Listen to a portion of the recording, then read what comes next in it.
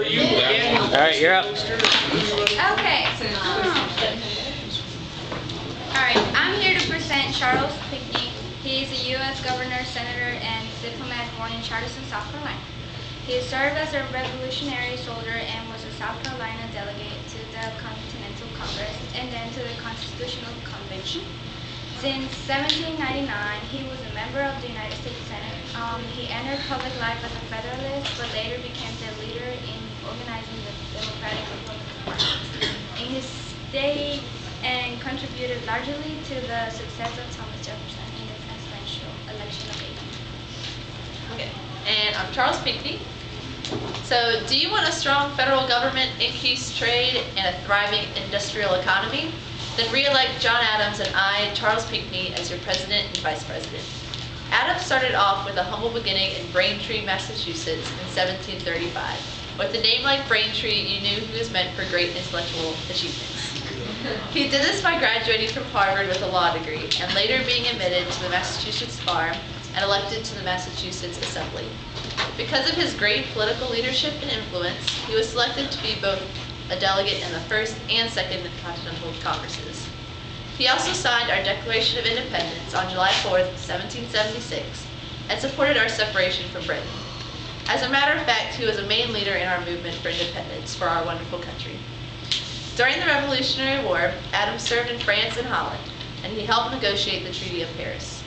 He was such a great negotiator and correspondent for America that he served as a minister to the Court of St. James, which is also known as the British Court, from 1785 to 1788.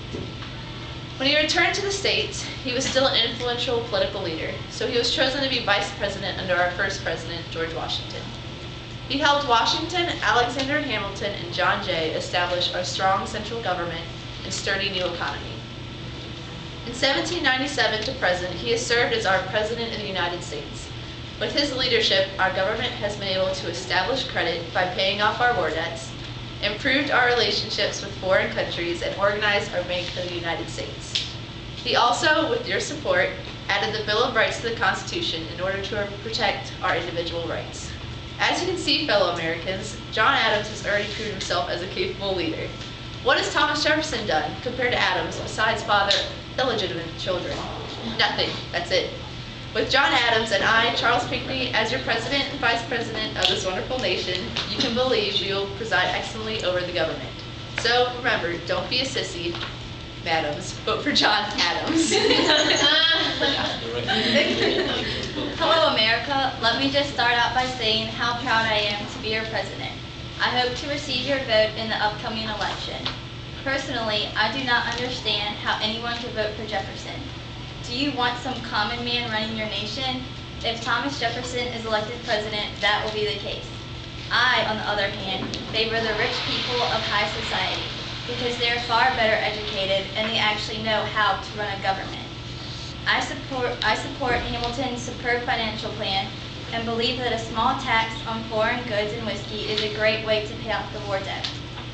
In my current presidency, I and the rest of my Federalist Party help the United States economy by increasing trade and creating a dependable monetary system. We also established U.S. credit by paying off the debt that we owe to other nations. I brought the United States to peace with Great Britain by signing Jay's Treaty. When I signed the Pinckney Treaty, I also made peace with Spain. By signing these treaties, I earned the respect of many foreign nations. Some of the other things my Federalist Party did to help you, the people, were add the Bill of Rights to the Constitution, create a system of courts, and establish a postal system. That dumb farmer Jefferson has not done a thing to help to make the United States a better nation. The only thing he knows how to do is grow corn, and he's probably not even good at that. Jefferson will give too much power to the individual states. Don't we live in the United States of America? Aren't we supposed to be united and make united decisions and have united ideas? Jefferson is trying to break the states apart, not bring them together. Vote for me, and I assure you the United States of America will remain united.